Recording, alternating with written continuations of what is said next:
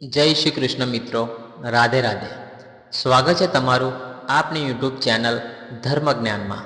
મિત્રો, પવિત્ર શ્રાવણ માસ ચાલી રહ્યો છે, જે ભગવાન ભોલેનાથને અતિ પ્રિય હોય છે. અને શ્રાવણ મહિનામાં ભગવાન ભોલેનાથ દરેક ભક્તની મનોકામના પૂર્ણ કરે છે. મિત્રો, શ્રાવણ મહિનામાં હિન્દુઓના ઘણા તહેવારો આવતા હોય છે. તેમાંનો એક તહેવાર છે જે દરેક ભાઈ બહેનના પ્રેમનું પ્રતીક કહેવાય છે, અને તે છે રક્ષાબંધન. મિત્રો, છેલ્લા કેટલા વર્ષોમાં રક્ષાબંધન તહેવાર ઉપર ભદ્રાનો છાયો રહે છે. તે દરેક ભાઈ બહેનના સંબંધોમાં ખલેલ પહોંચાડે છે. તો મિત્રો, શું તમે જાણો છો કે આ ભદ્રા છે શું, અને તેના કારણે દર વર્ષે ભાઈ બહેનના પવિત્ર પ્રસંગને ખલેલ પહોંચાડે છે?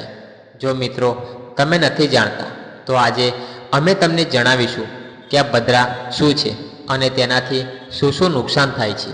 તો તે જાણતા પહેલાં, જો તમે અમારી ચેનલ ઉપર પહેલીવાર આવ્યા હોય તો અમારી ચેનલને સબસ્ક્રાઈબ કરી અને વિડીયોને લાઈક કરી કોમેન્ટમાં હર હર મહાદેવ જરૂરથી લખી દેજો. ભદ્રાકાળ શું છે? રક્ષાબંધનનો તહેવાર ભાઈ બહેનના અતૂટ પ્રેમનો ઉજવાતો તહેવાર છે, પરંતુ લગભગ દરેક વર્ષે આ તહેવાર ઉપર ભદ્રાનો છાયો રહે છે. તેના કારણે તહેવારમાં કોઈ ઉત્સાહ રહેતો નથી.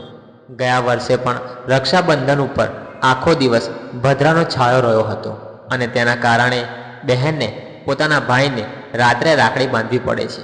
તો મિત્રો, આવો જાણીએ કોણ છે આ ભદ્રા, જે રક્ષાબંધનના તહેવાર ઉપર ભાઈ બહેનના સંબંધમાં ખલેલ પહોંચાડે છે. આખરે કોણ છે આ ભદ્રા, અને તેને અશુભ કેમ માનવામાં આવે છે?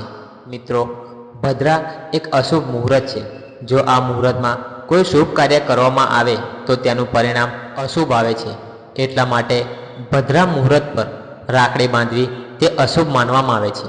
એટલા માટે ભદ્રા સમાપ્ત થાય પછી જ રાખડી બાંધવી જોઈએ. ભદ્રા કોણ છે?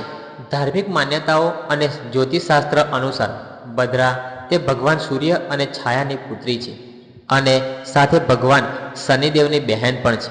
તે પણ ભગવાન શનિદેવની જેમ તેનો સ્વભાવ કઠિન છે. તે દરેક શુભ કાર્યમાં ખલેલ પહોંચાડતી હતી. એટલા માટે ભગવાન સૂર્યદેવ તેના ઉપર નિયંત્રણ રાખવા માટે ભગવાન બ્રહ્માજી પાસે મદદ માગે છે.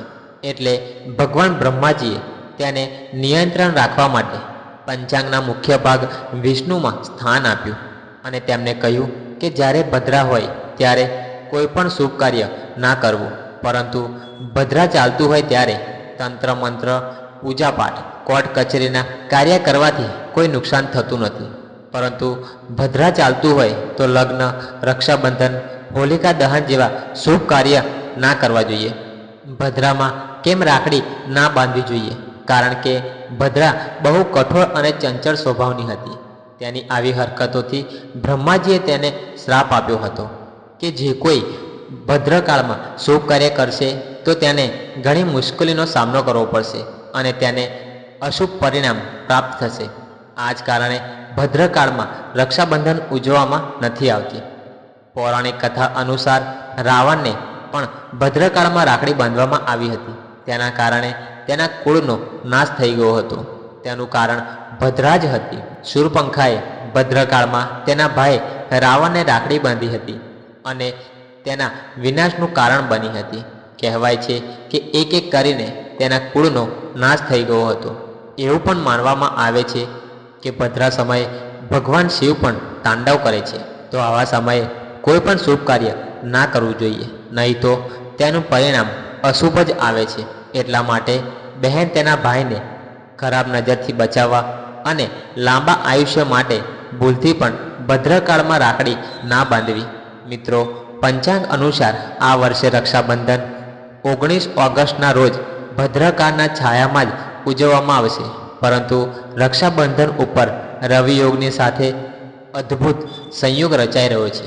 સનાતન ધર્મમાં દર વર્ષે શ્રાવણ માસ શુક્લ પક્ષની પૂર્ણિમાના દિવસે રક્ષાબંધન ઉજવવામાં આવે છે, અને આ દિવસે બહેન તેના ભાઈના હાથના કાંડા ઉપર રાખડી બાંધવાના શુભ મુહૂર્તમાં તેના ભાઈને કપાળ ઉપર ચાંદલો અને ચોખા લગાવે છે, અને મીઠાઈ ખવડાવીને રક્ષાસૂત્ર બાંધે છે.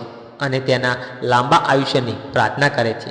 તેમજ ભાઈ બહેનનું દરેક મુશ્કેલીમાં તેની રક્ષા કરવાનું વચન આપે છે. મિત્રો, આ વર્ષે રાખડી બાંધવાનું શુભ મુહૂર્ત બપોરે 1:32 લઈને સાંજે 4:20 સુધી ચાલશે.